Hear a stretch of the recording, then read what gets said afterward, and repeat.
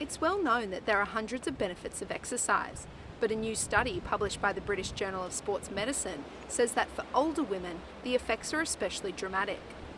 The study, which tested the impact of exercise on 70 to 80-year-olds, showed that it doesn't only improve cognitive functioning, but in older women, it can actually increase the volume of certain areas of the brain.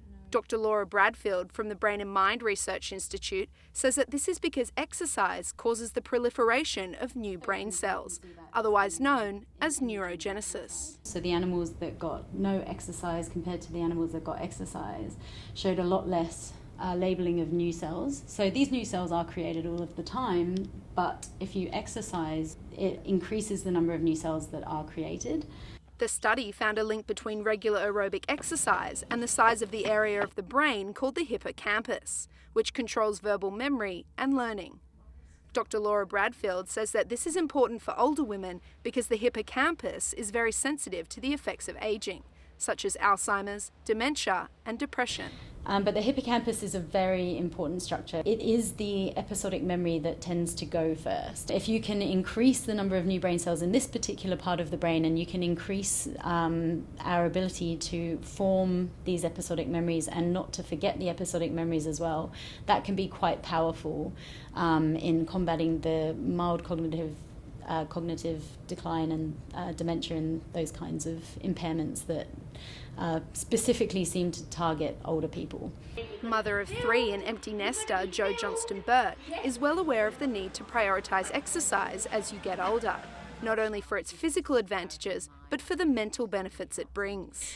For me, it's really important. We've got a history of depression in our family. My mum was depressed, and I have suffered from depression myself. So everyone I've ever seen says, look, exercise will help, and it absolutely does. And I do know that some of the studies show that the benefits of exercise can be as much as, if not more, than actually taking antidepressant medication. So not only is it important for your body, but it's really important for your mind as well. However, once her kids left home, Jo said finding time to exercise can actually be challenging for those who are empty nesters. Now I'm, back into my career and working full time, and in the city and long days and what have you. So oddly enough, you're busy, but you're busy doing different things. You kind of pile everything in so you don't miss them as much, I guess. I'm the personal trainer for your mind.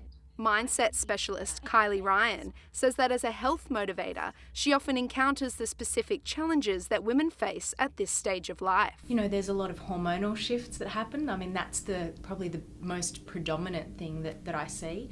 And then along with those hormonal shifts, and there's a lot of emotional stuff that comes up. People always say to me, I want more motivation. And I mean, that's what I call myself, a motivation coach. And that's true.